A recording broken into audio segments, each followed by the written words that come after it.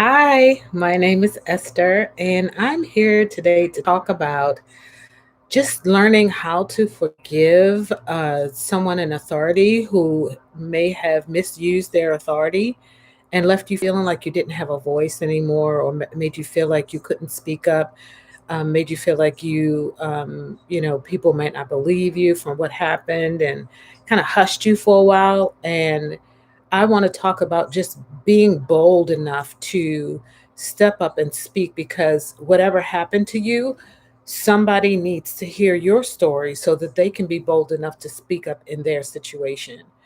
And I want you to know that you also need to forgive that person if you haven't already. It is so important that you let it go because a lot of times, every time you think about it, it kind of like makes that movie go through your head of what you dealt with. And when it goes through your head, it's almost like it's happening over and over and over again. A lot of people are saying things like, "Oh, I'm not worried about it. It's in the past. I'm not letting that bother me." But then when they are by themselves or if another situation happens, it triggers something and you relive that situation all over again. And so the important thing is not to say that you're forgiving that person because you're going to allow them to do it again.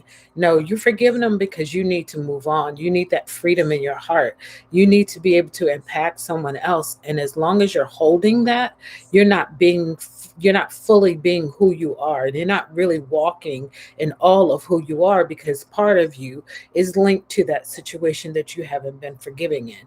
So I just want you to know that I've been through it as well. There were some pastors who lied on me, and I was able to forgive them because I realized even though the situation was devastating, God helped me to see that there was something that I could pull out of that was a positive, which means that they actually did something and then I flipped it. So I was able to look at it a whole different way.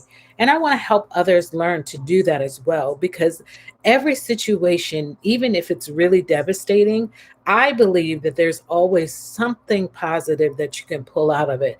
It might be hard to find it at first because that pain is so deep or the situation was so horrific or it just almost took you out.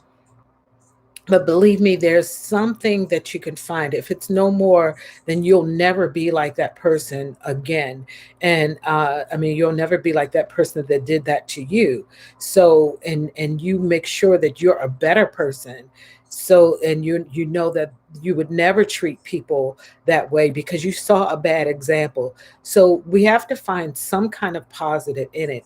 And we also have to take ownership because sometimes we are in situations that we're in because we don't know who we are. And when we're projecting different people not knowing who we are, that part somebody else is seeing something too that's not really you, and so they make judgments based upon that. And then sometimes because they've made a judgment call on who you are, then they treat you um badly, or they do something that hurts you. And because you're not really that tough person that maybe you try to project yourself to be, you end up in a situation where you don't know how to speak up for yourself.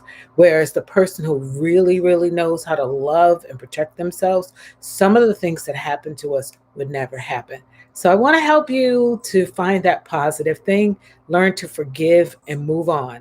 So give me a call, click the link below, and you can just let me know